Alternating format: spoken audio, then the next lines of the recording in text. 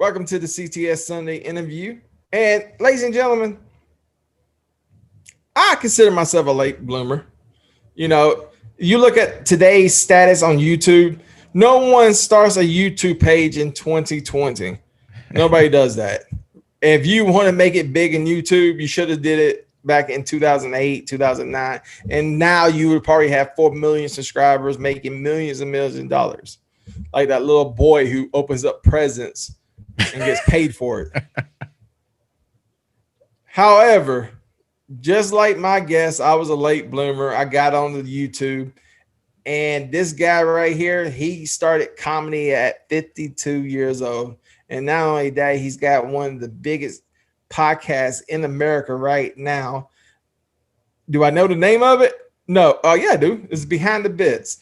Ladies and gentlemen, the one and the only, Scott Curtis. How you doing, Scott? I'm doing great. How are you, Joseph? It's great to be with you. And by the way, I was not reading that introduction whatsoever. I had that all right here. Way to go. Way to go. Yeah, I know. Check out the big brain on Joseph. No, it's just a big head. It's just a big head. It's one of those, my wife tells me all the time, you got one of those big heads. However, I bet you if you do this, you can just feel your brain rolling around. Yeah. Yeah. And I'm like, just go to the kitchen, cook. Shut up. Go be a vegan. But you know, that's the thing. That's the kicker. You know, it kills me because when I'm doing introductions, and I will sometimes have to do like 6 or 7, maybe 8, and tries to get the introduction right. And then finally, when I believe I get the introduction right, I do it wrong. And then when you see the video, and you just say, ladies and gentlemen, such and such. Yeah. So I will go on like a big like a big rant of, this something that's never going to be aired. Yeah. So when you see your video, you're probably going to be like, he didn't say all, he said a whole paragraph. What the hell? But hey, I know about editing. I know about editing, so I'm totally cool with that. Yeah. And a lot of people ask me, why don't you do it live? Because I'm retarded. Lord knows what I'm going to say and how I'm going to say it. See, it's some people that just shouldn't do interviews, and I'm one of them. People say I'm down on myself. I'm never down on. I'm a very confident human being. Very confident. However, I know my flaws. I know I got a speech impediment. I know I'm Southern. I know I'm not very smart. That doesn't mean I'm down on myself. I just know what my flaws are. Yeah. And I got to hide them in any way I can. And that's just how I do it. I edit. Yeah. So, yeah. So I'm glad you know your limitations. Yeah. Thank you. So 52 years old comedian. What was you doing before you became a comedian? Well, I'm still doing what I did before. I'm into IT consulting. So I've been doing that for 16 years, and I've been in various sales jobs throughout my life. And so I still do that. The comedian thing and the podcast thing, that's all side gigs for me, but it's what I do for fun. It's what I love and what I want to do. So I'm going to keep pushing on that, and then maybe retire from the other thing. Now, I got to ask you, this may be an insult. Forgive me. Yeah. Are you funny? I think I am. And the reason why I think I am is when I perform, people laugh, and people come up to me after the show and say, hey, you're funny. So between those two things, I think I'm pretty good. Now, as a comedian, you don't always get the laughs, and you don't always get the kudos after the show. I mean, you eat shit sometimes, and I have eaten shit plenty of times on stage. So don't think that I'm the best comedian out there. Everybody bombs, and I have definitely bombed too. Now you can tell where these questions are coming from right here. They're coming from right here. Yeah. Who in the world, you think about how smart you can have to be, just come up with that amazing question that just came up. Yeah. Are you funny? Are you funny? As a comedian, are you funny? That takes talent. That takes skill. That takes intellect. Yeah. And and 2 minutes ago, I just told you I was dumb. No. Yeah. No, sir. I'm funny. Yeah. See, and what I really like about that is you had two ways you could phrase it. You could say, "Are you funny?" or you could say, "Do you suck?" And I think you went the right route. Yeah, I think so too. You know what? I should be a comedian. You know, I would never bomb as a comedian, especially, you know, yeah, I would. As soon as I get on stage, I'll forget everything I had to say. If you ever watch Delirious, you know, Eddie Murphy was oh yeah. Now this is for the boys and girls that are not watching. 1983, Delirious, Eddie Murphy, one of the best stand-up. You can't watch it today because of the way people are today. It'd probably be a little politically incorrect, but I'm politically incorrect and I still think it's funny as hell. So, but he was talking on stage, talking about how people will go and take his jokes. And I'm guilty of that. You know, Joe Rogan would not like me. I would be in the back of the stage. I would be sitting there writing down all your material and then get it back on stage and just take it because I have no original thoughts. But with that said, where did comedy take you? I mean, are you local or do you travel around the country? I haven't started traveling around the country. It's more regional for me. So I've gone north and I've stayed local. I was at a point right before the pandemic where I was getting ready to go more places. I've done a couple shows in Nashville when I was passing through there and had a great time. So I was getting ready to do more, but the pandemic hit and you just can't now in most states. So I've pulled back, just did the podcast and I do a Thursday night talk show and I do some Zoom comedy and stuff like that. I'm just keeping myself sharp and ready for when the fog has lifted and I can get out there and do my thing. Now, the time of this recording, I always got to say this, the time of this recording, because I record ahead of time. This is the end of January. So Lord knows where we at with the pandemic at this particular time. You watching this video. Vaccine, are you going to take it? Yes. You are. You're not nervous about it? Not at all. My dad got it yesterday. You know, my thing about it is I was talking to someone, you know, HIV and AIDS came out around 83, 82. Yeah, it was actually technically speaking. It was actually sooner than that, but they didn't know what it was until then. Right. So with that said, we still technically don't have a cure for AIDS. I mean, you got ways to stop it. When I say stop it, you got ways of controlling it, treating it, but you still have AIDS. You still have HIV, unless you're Magic Johnson. If you're Magic Johnson, you don't have it no more. It's just something. It's something that Magic Johnson has that is just, hey, you know, he got rid of it a long time ago. With that said, us common folk, you get to keep it. Yeah. So you got AIDS, you got Lou Gehrig disease, you got cancer, you got all these diseases and viruses, and just over a year, a little under a year, you got this vaccine. It's like, I just don't know. You know, my thing about it is maybe if everybody else gets the vaccine, I don't have to get it, and then COVID just be gone, and then thank my lucky stars. Either I already got COVID and I didn't know it, or I didn't get COVID. Yeah. And my turn hasn't came yet. Yeah. So I don't know. So did you ever have any dealings with COVID?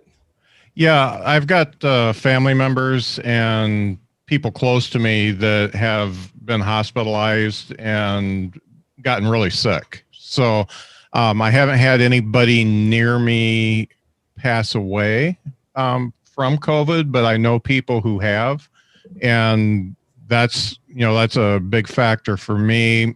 I'm as far as the vaccine goes, those other diseases, AIDS, cancer, Lou Gehrig's disease, and all that type of stuff is something that attacks different parts of the body, whereas COVID is more of a, I don't want to say it's the flu, but it's more flu-like, so it's easier to pin it down and make a vaccine for it than those other diseases.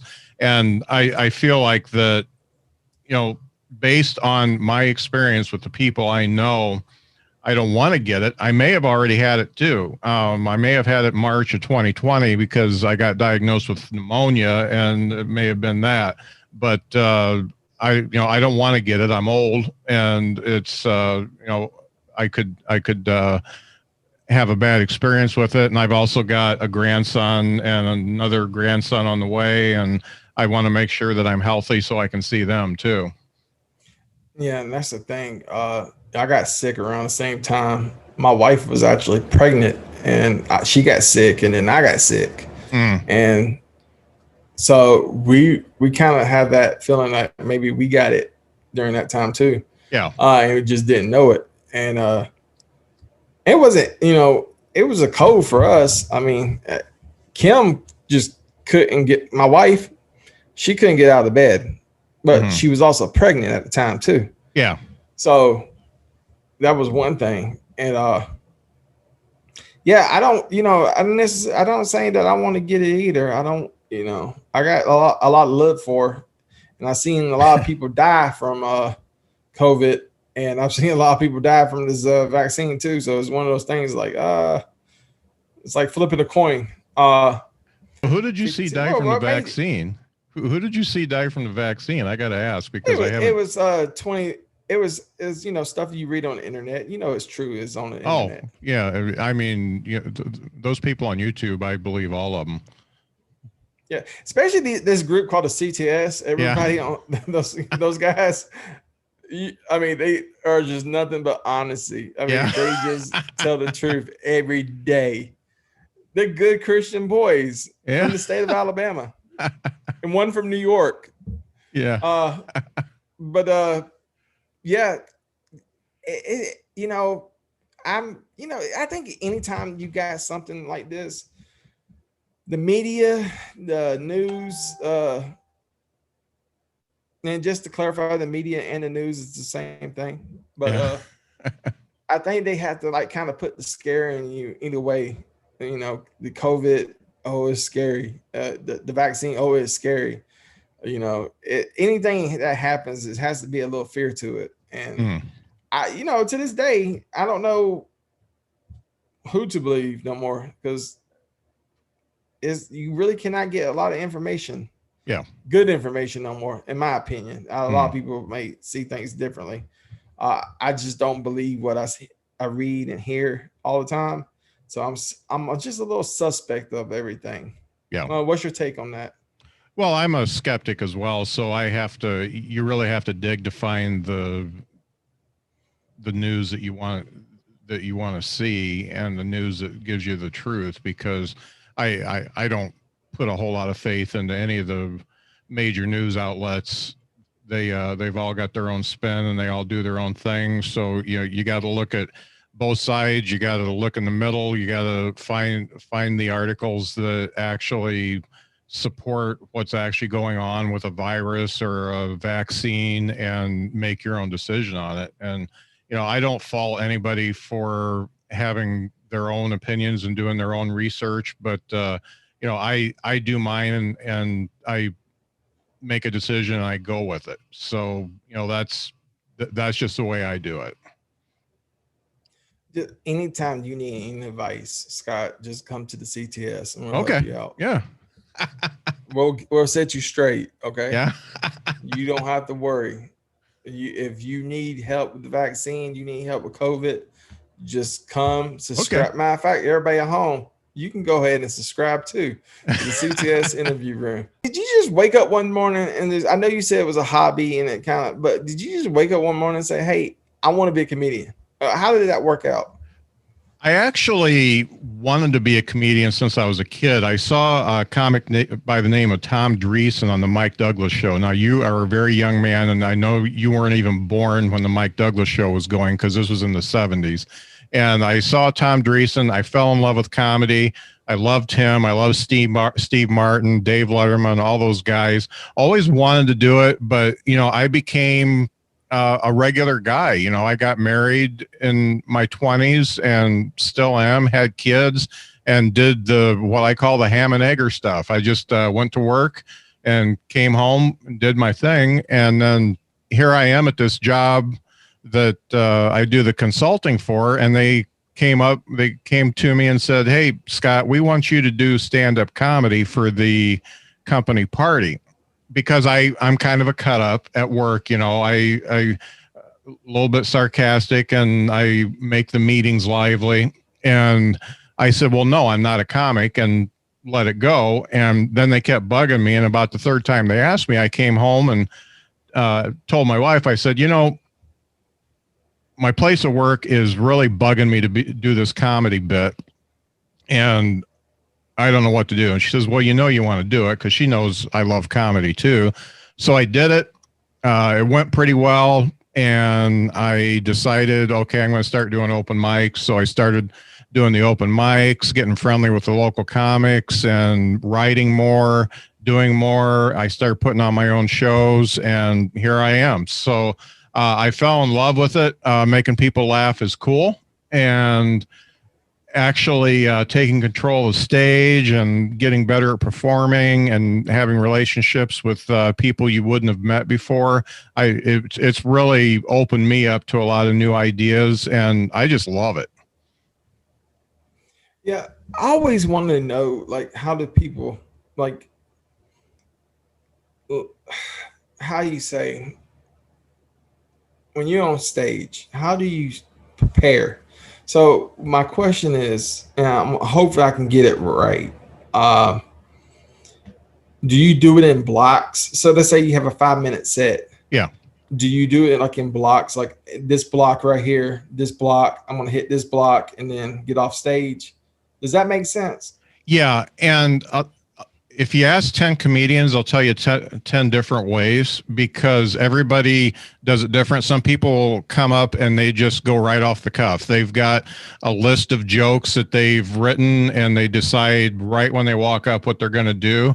And some people have it very rigid. They're going to do this joke, this joke, this joke, and those blocks are what you're talking about. And normally a block in a 5-minute set is 1 minute. So it would be 5 blocks. And in a 20-minute set, it's 4 blocks because each 5 minutes is a block. And I'm a little bit in between that now. So I used to be very rigid because I didn't have a lot of self-confidence. So when I went up there, I needed to know what I was going to do.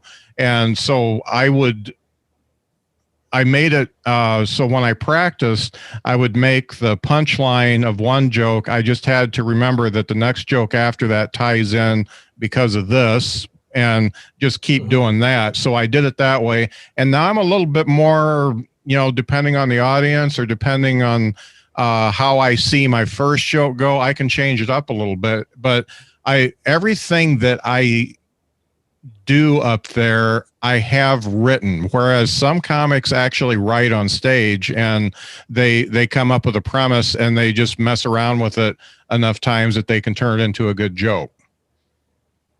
Yeah. And, one of the biggest things I think a lot of people say I'm naturally funny.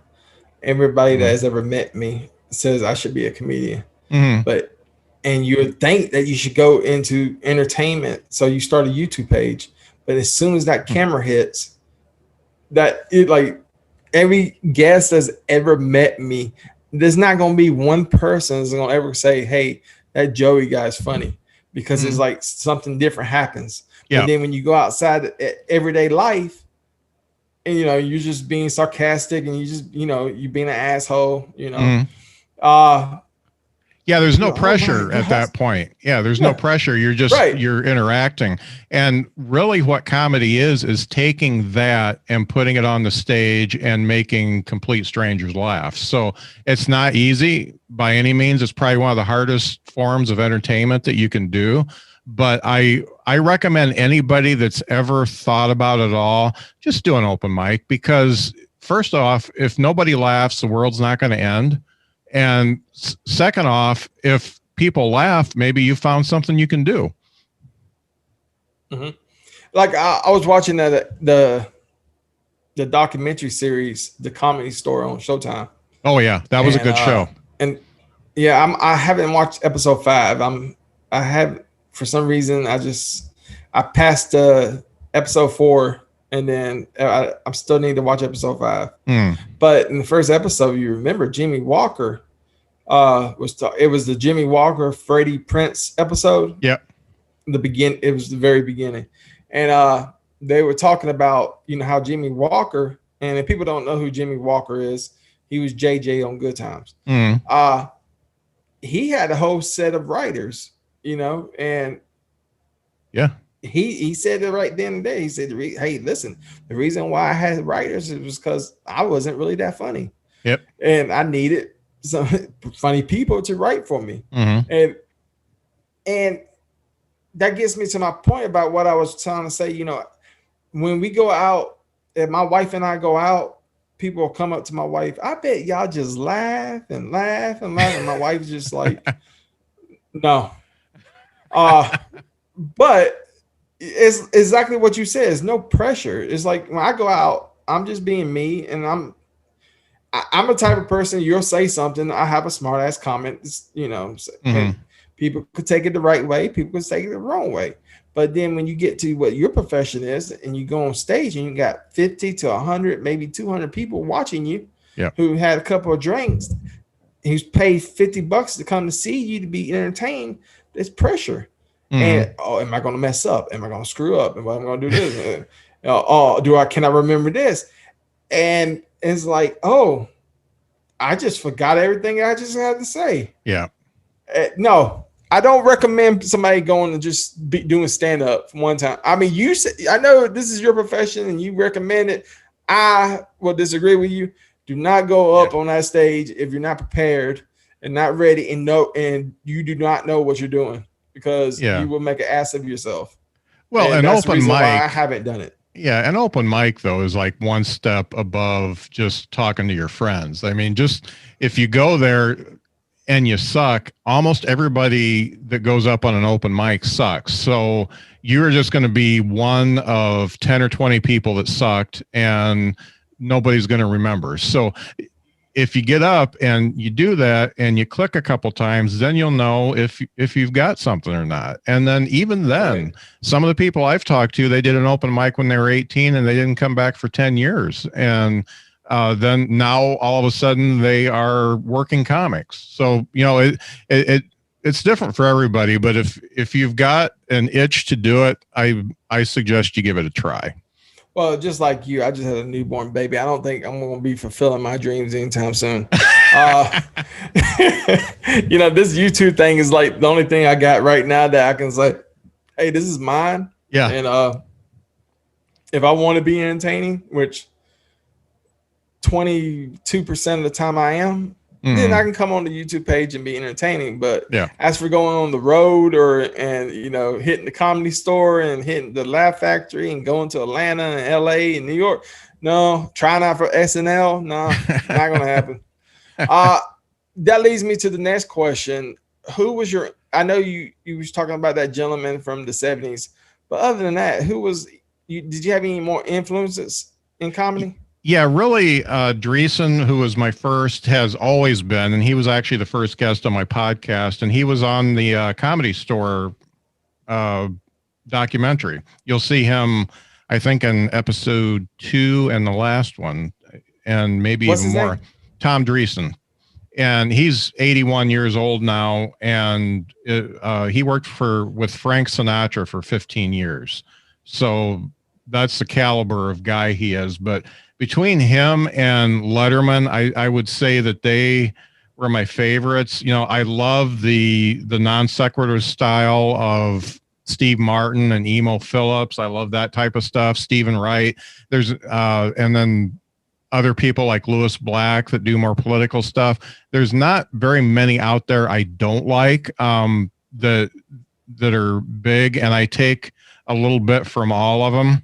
I would say that as far as my style, the way I work on stage, I'm closest to Ray Romano in that I talk about my life and my family a lot. Yeah, the one of the spots I ever heard Ray Romano, and I remember laughing. I had tears in my eyes. I don't know why, because I wasn't even a parent. He was talking about, I may mess up the joke. It's just like what Eddie Murphy said, you'll take somebody's joke and just mess it up. He was on stage. I think it was the HBO 30-minute special. Because back in the 90s, they used to do those 30 minutes HBO specials. And Ray Romano, before he had a TV show, had one. And he was like, I just had twins. And, you know, I test my material out on my kids. And and he took his keys out of his pocket and just went. Yeah. And I was just like, that's classic. Yeah.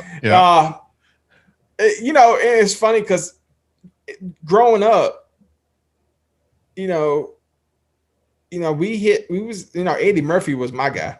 To me, it was nobody funnier than Eddie Murphy. Yeah. Even if Eddie, not just as a comedian, because if you watch Delirious and you watch Eddie Murphy Raw, even 40 years later, if you cannot laugh at Delirious, something wrong with you. Now, like I said, it was a different time, and if people will actually go and watch Delirious now, even though it's on Netflix, I don't know how he gets past all the stuff he says on Delirious, but yet Kevin Hart hasn't got.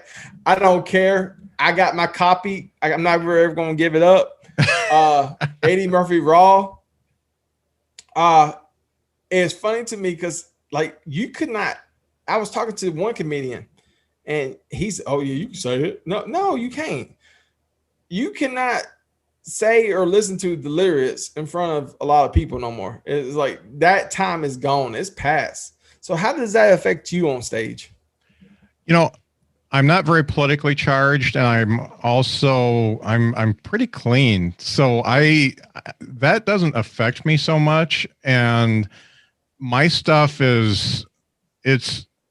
so first off, in real life, I cuss like a sailor. I mean, if I type the letter F into my phone, it autocomplete every single time because that's what I text my. And that's just the way I am. However, when you look at me and I get on stage, I look like either a pharmacist or somebody's history teacher, and that type of stuff coming out of my mouth just doesn't work with audiences. So I keep it clean, and so it doesn't affect me. However, I do believe, I've got some stuff in my back pocket that's a little bit more controversial and stuff like that. And I feel like I could probably get away with it as long as it's funny, but I haven't gotten to test it out yet. So who knows? Yeah. Growing up in my time, like Eddie Murphy, Jerry Seinfeld had an HBO special. I forgot at the beginning of it. It was the funeral, and he was like, burying some bits. Yeah. And Gary Shannon was in there, and there was, and then Howie Mandel on ice. I think he was something on ice. Those three, Eddie Murphy Raw, the Jerry Seinfeld HBO special, and the Howie Mandel special back in 1997. Those probably were the three that I can I used to watch all the time. Yeah. And then there was one Schimmel.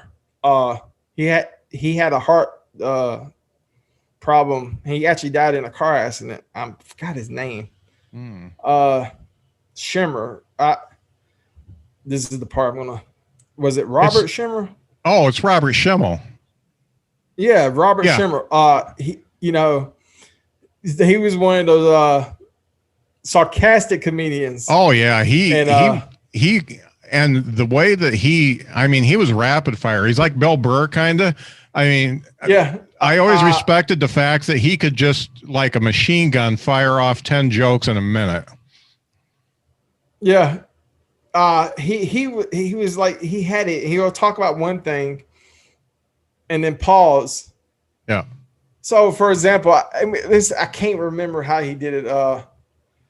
Let's say he was talking about a rabbit. And no, hang on. This is why I edit. He did it. So oh yeah, okay. Let's say that he was going to the dentist, and this is actually one of his bits. I'm gonna fuck. So and Lord knows I'm. So he was talking about going to the dentist, and they were gonna give him gas or something like that, and he was like, geez, how much gas you gonna give me? Am I gonna blow you?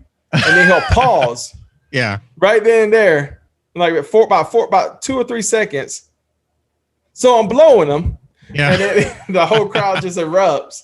Yeah. Now, once again, that wasn't his bit, like the way he said it, but that's what he would do. He'll say something like that, like, what you think I'm gonna blow you? Yeah. So I was blowing them, and that was classic. I love that stand-up special. Robert Schimmel was the great. I mean, to me, Robert Schimmel was one of the greats. And I know he died in a car accident, but hell, before he died, he looked bad. I mean, that heart problem he had. Yeah. Was I don't, because you watched that special on HBO. And then by 2010, I think he passed away in 2010, and he in the car accident. Whatever heart disease or heart problem he had, it took effect on him. Yeah, I think it was congestive heart failure. On the road. Yeah. I don't. That really makes you, because I'm like 265, and I'm sitting there like, I don't smoke. I quit drinking, but stuff catches up to you. Yeah.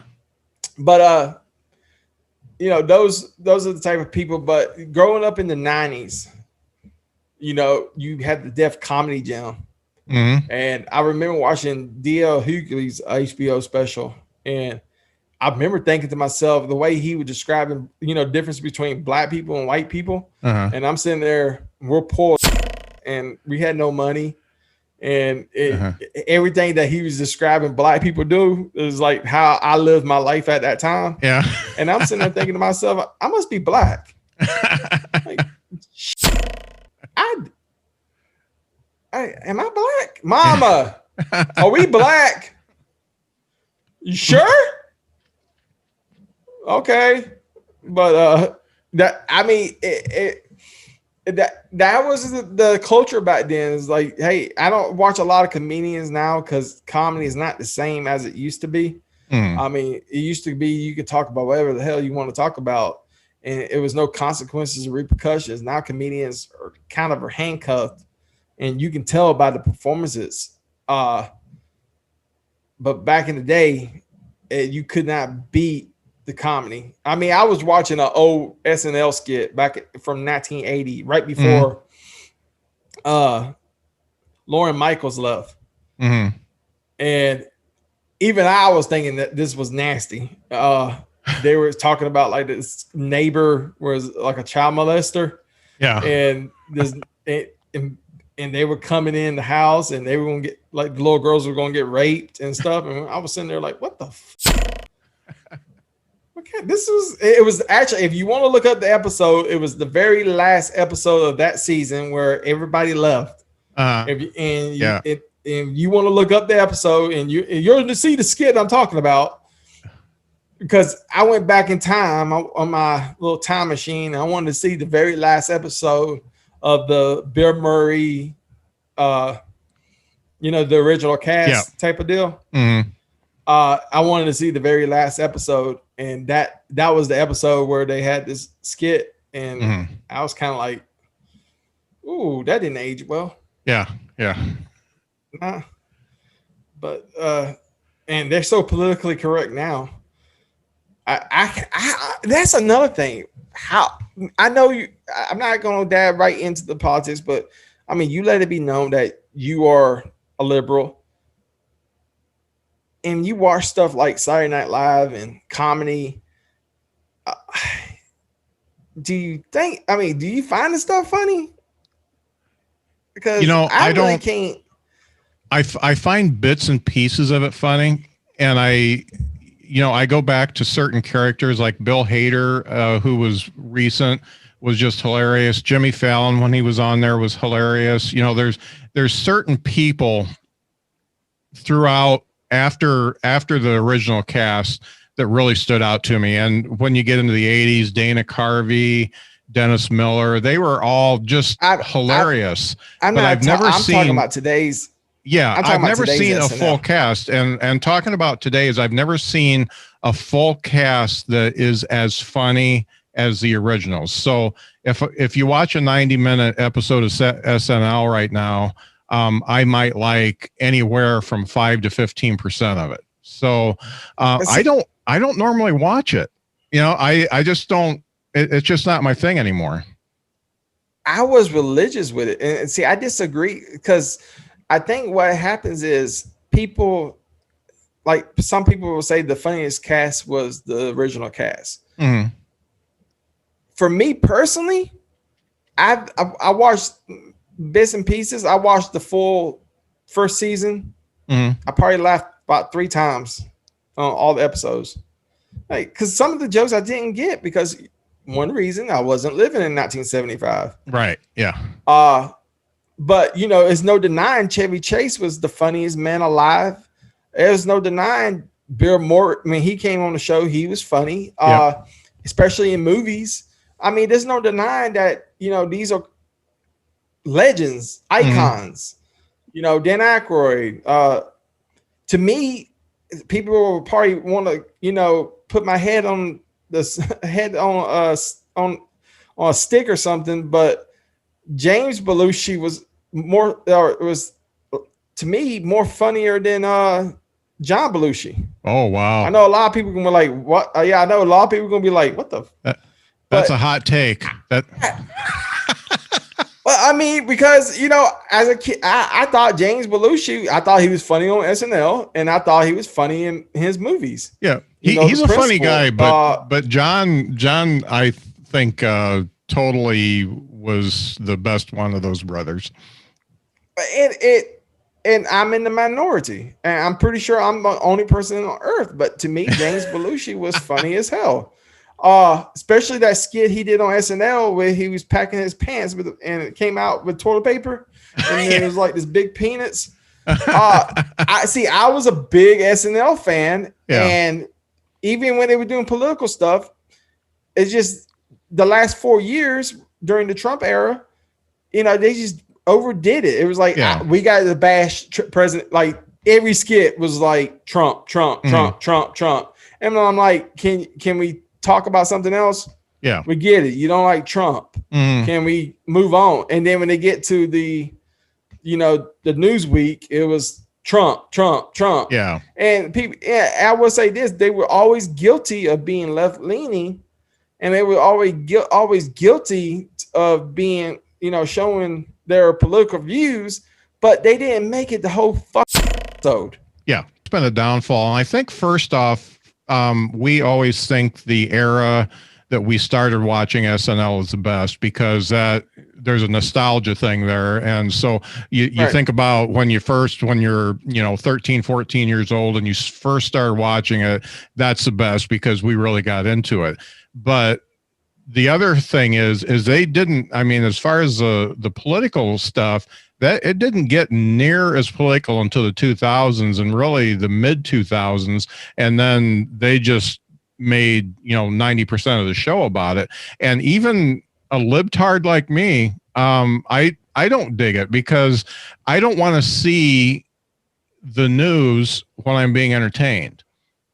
You know what I mean? They made it political. They made it political, but they were almost fair. Like you look at the 90s, the Bill Clinton scandal. Oh yeah. That was the funniest stuff in the history of Saturday Night Live, you know? And they made it fair. Will Ferrell being President Bush. Yeah. Funny as hell. Uh-huh. And they didn't make it the whole show. Yeah. And, you know, Norm Macdonald, you know, it seems like they cared about comedy instead of pushing their views. They care now these days in entertainment, they care more about pushing their views than entertaining you. And it's getting to the point where like people like me is like, I'd rather read a book and I don't read. Yeah. And so it's getting to that point. And for me, the day I was like, I can't do SNL no more. I was just like, I'm through with it. I caught the Eddie Murphy episode, and then after that, and I probably missed a lot of funny skits. But out of those funny skits, I had to go through like 4 or 5 Trump bashing bullshit that was really didn't need to be done. But you cared so much about bashing President Trump than entertaining me. And I guess to that audience that they were trying to, you know, put the show out for, it was hilarious. Yeah. But then you lost me. Right. And it's not that I was this big Trump supporter. It just, I see what you're doing. You have an agenda, and I'm not here for an agenda. I'm here to laugh. Yeah. That was my kind of thing. And, you know, Will Ferrell had an agenda too, but he was funny. Yeah. Mm-hmm. And then, you know, you look in the 90s with President Clinton, you know, it was fair.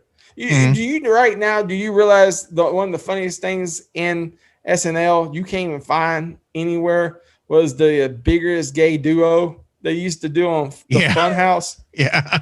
You cannot find that and that was the funniest thing in the world. Yeah. And you cannot find, Google it right now. You may get maybe a clip on Daily Motion or something, but you cannot find like a list of Funhouse because the biggest gay duo was the funniest. Yeah. The Joe Pesci show. Can't find it nowhere. Oh yeah. That was funny too. Yeah. But see, they cared about entertaining you. And now it's agenda. And now that president, I guess the day up to, we're breaking the third wall. Today's January 20th. Yeah. Joe Biden's being inaugurated. He's getting sworn in probably as we speak. Yeah. With that said, hopefully with President Biden, stuff will go back to, you know, you appease the liberal. Yeah. You know, you sacrifice the lamb for the liberal gods, and now you can go back to entertaining us. You know, you won now. You got what you want. So now entertain us. I think hopefully Biden's got a lot of meat on the bone for skits too, though. He puts himself out there and is he can definitely be laughed at quite a bit. So I think they'll probably go that way. Come on. You know damn good and well they're gonna treat Biden and Kamala Harris with kid gloves. Yeah, like they did with President Obama. It's gonna be kid gloves. You know. No, now they're gonna do what they did with Trump. No, I don't see. If they do, so be it. But I don't think so. They're gonna treat Biden with, you know. Did you see what they did with President Obama after he got out of office? After he did his 8 years? Not that I remember. Two of the female cast members sang the song like in his honor and got his picture in the background. And then at the end of it, they're like, please don't go. We love you. And it was one of those, I was like, what the? Once again, you care more about an agenda than entertaining me. Mm-hmm. So it's just a shame that something that I grew up loving back when they used to do the reruns of Comedy Central, you know, the church, you know, classic skits like the church lady, you know, classic people like, you know, Will Ferrell, Dennis Miller, Mike Myers, you name it. All these Adam Sandler, Chris Rock, all these legends, you're never going to have that no more because you care more about the agenda until they get out of that. I don't know. I don't know what they're going to do. I hope they wake up. Yeah. But I hope comedy wakes up. Yeah. So tell us about, since I just went on a 400-minute rant on SNL, let's talk about the podcast. Yeah. So I think I told you before, I'd started doing a local podcast, like 6 years ago. And it was basically, I talked to people who own businesses. I talked to musicians, artists, and all that kind of stuff. And it went pretty well for me. I got kind of burnt out on it because tracking down interviews was difficult, and it just became more of a chore. And I was really getting into stand-up at the time, and I started listening to different stand-up podcasts where stand-up comedians were being interviewed, and there were things I liked about it and things I didn't like, and I wanted to make something that was more of a teaching type of podcast where I ask a comedian questions about, how they write, how they book shows, how they get paid, different things they've changed in their performance, and really get down to the nitty gritty. That way there's some good information for either aspiring comedians or comedic nerds, people who just want to know what the inside of comedy is like. So I started Behind the Bits, and it's really, it's a weekly show.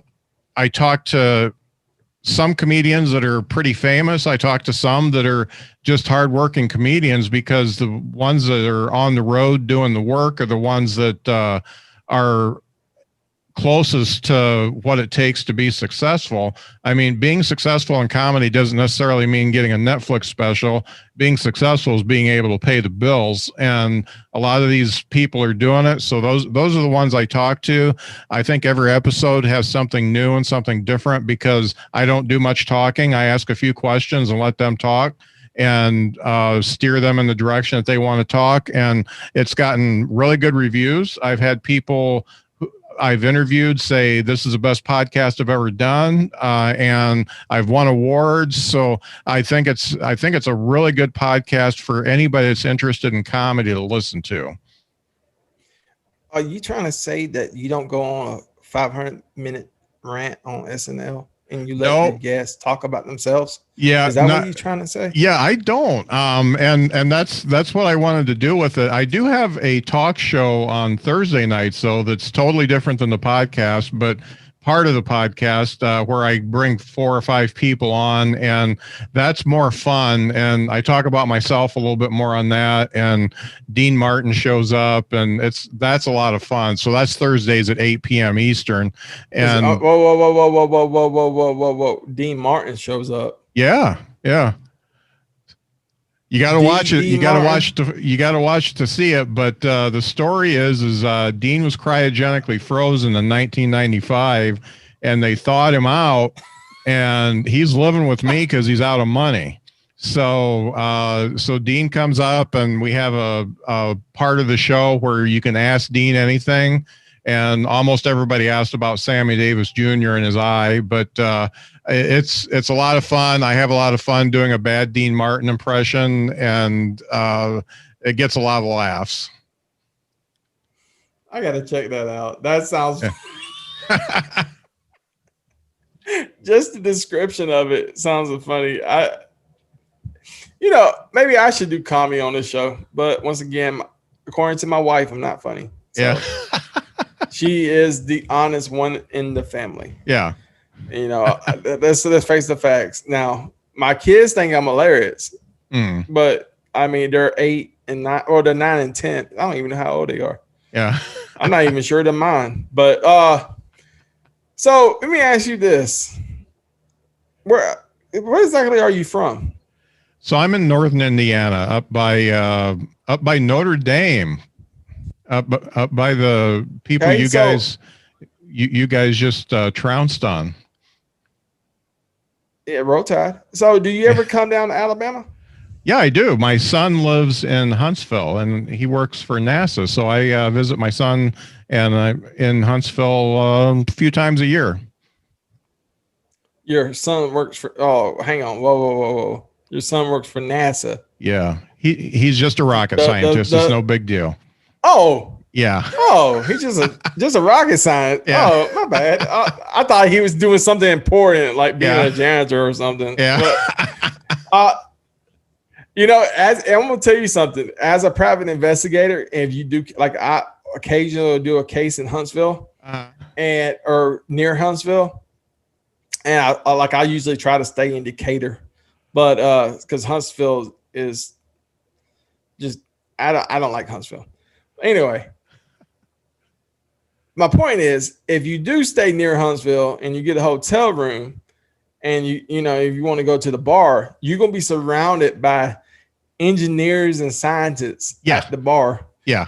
And it's like you're going to be sitting with people with ties. Like you'll be at like a steakhouse or something, You just want to leave your hotel room to go get a couple of beers, and you're going to be at the bar and you're going to be the only person like dressed like this, and everybody else has ties and just loosen that tie up and just want to relax and drink a beer and like, hey man, what's going on? Hey, how you doing? So what do you do? Oh, I'm an engineer. Oh, really? What do you do? I'm a scientist. I'm like, yeah. What do you do? Scientist, really?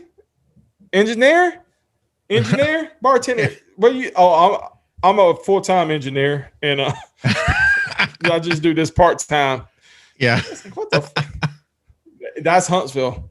I went down to visit him one time, and I did an open mic, and I've got a joke talking about him being a rocket scientist, about both my kids being more successful than me. And I said, I probably shouldn't do that joke, huh? And he said, yeah, that'll fall pretty flat here. Nobody cares that I'm a rocket scientist.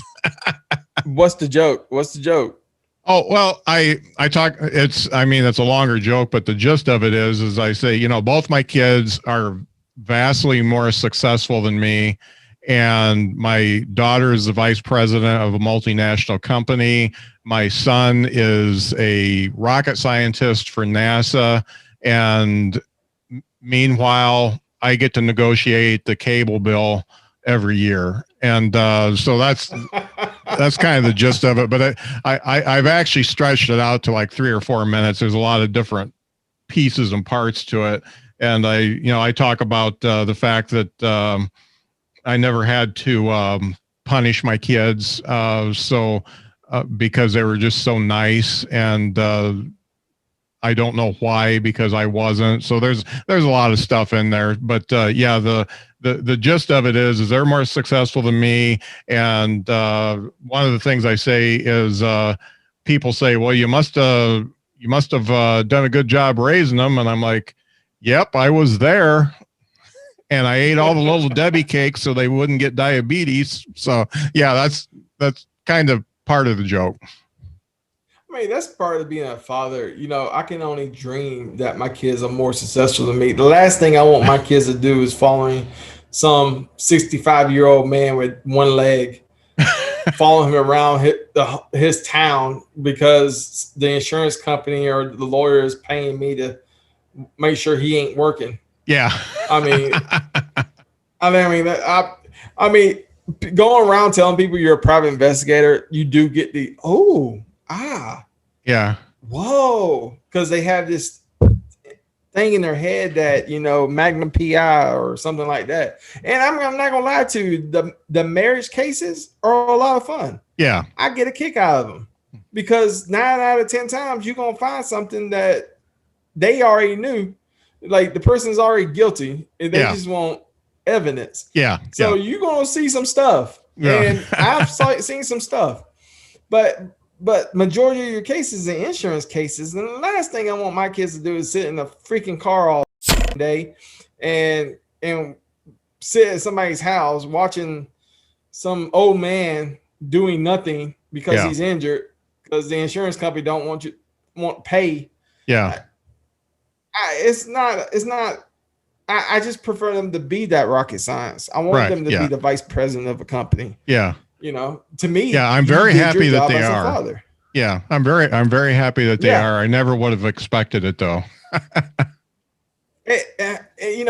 Like for me, my wife's gonna kill me, but I don't give a damn. But we have a 24-year-old who is transferring to another school for the 5th time, and I'm like, dude, it's a 4-year degree. Yeah, you've been in school for 7 years. Like, move out. Yeah. Like, shit. What degree are you going for now? Like, and I understand it. Look, I don't blame him. I don't get mad at him. His mama baby him, and his mama babying the other 2 boys too. Yeah. And I'm afraid that my sons are going to grow up be like him. Being babied and not moving out, but they gotta go. It's like it's time to go. It's like, come on, you're 24. It's time to go. Yeah. Jonah. Jaden, you're 10. It's time to go. Yeah. Let's put some applications out. Just do a job. Go do something. I can't take care of you no more. Yeah. I know you're 10. It's time to go. But with that said, anything that you would like to plug, anything else that you would like to talk about before we get this divorce going? Well, this was fun. The podcast comes out, Behind the Bits comes out every Tuesday, so you can get new episodes there. If you want to subscribe, just hit Behind the Bits into whatever podcast app you use, or you can go to thebtbpc.com. New episodes are there, and I put blogs up and stuff like that. And then the talk show, the BTB Internet Talk Show, is on every Thursday at 8 p.m. Eastern. And it's about an hour, and it's just a lot of fun. I stream on YouTube, Twitch. I just started streaming on Twitch, Facebook, and Twitter. So you can, whatever social media you use, you can watch us. Last question. What's Dean Martin doing today? Oh, Dean, he is actually up there making a grilled cheese because I don't have any meat in the house because I'm mostly plant-based. You talked about being a vegan early on. That's pretty much what I am. So he's kind of pissed off there's no meat. So he's up making a grilled cheese right now, just giving me the dirty looks. Correction. My wife's a vegan. I'm a vegan in front of her.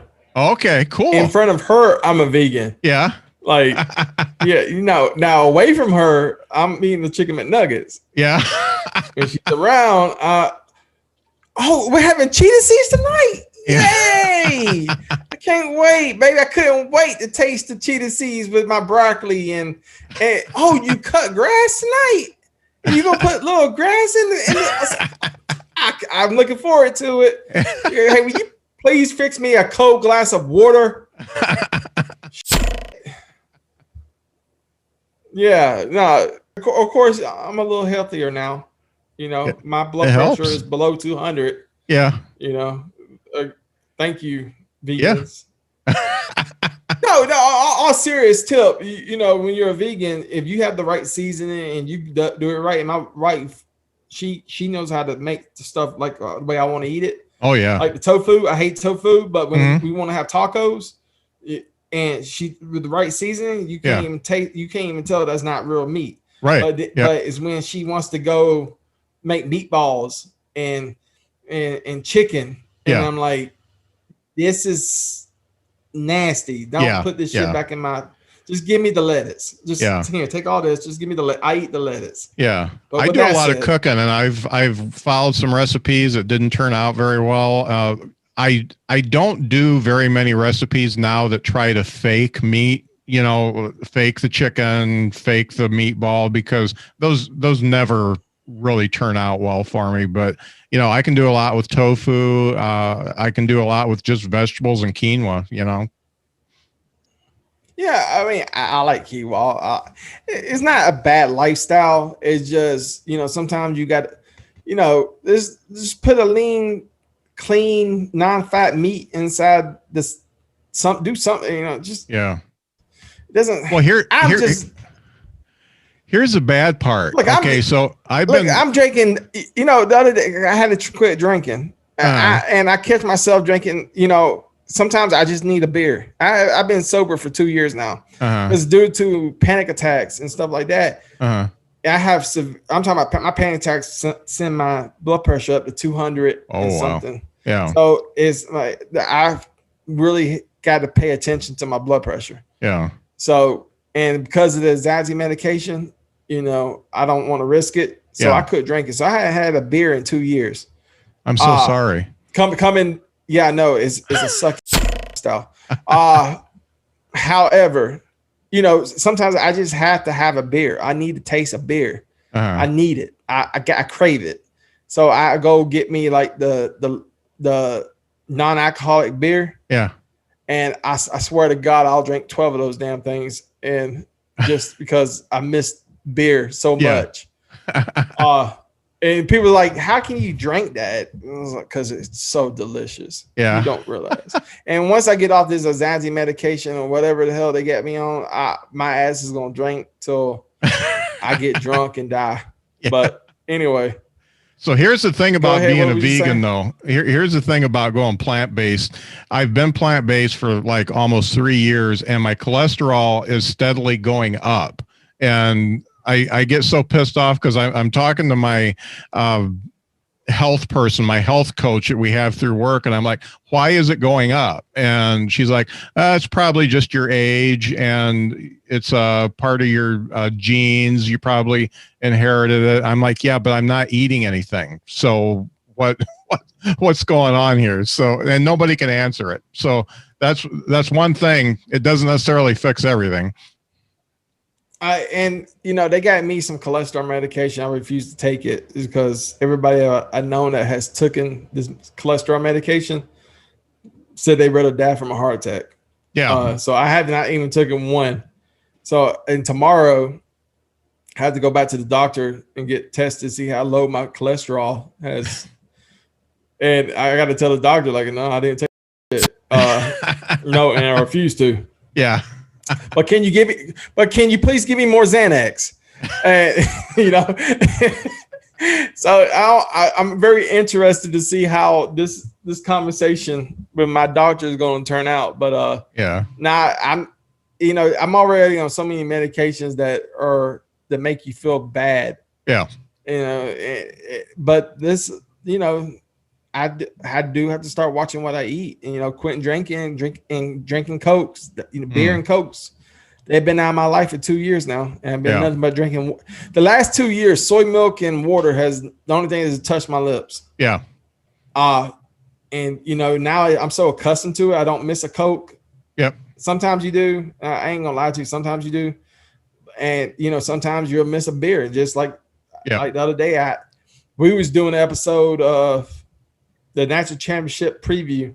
And when you're watching this is months ago, but I mean, this was a couple of weeks ago and you were seeing me drinking the beer. It was non-alcoholic. Yeah. And just because the medication you're on, you can't drink it. Yeah. It is what it is. You got to make those types of decisions. But with that said, it's been fun.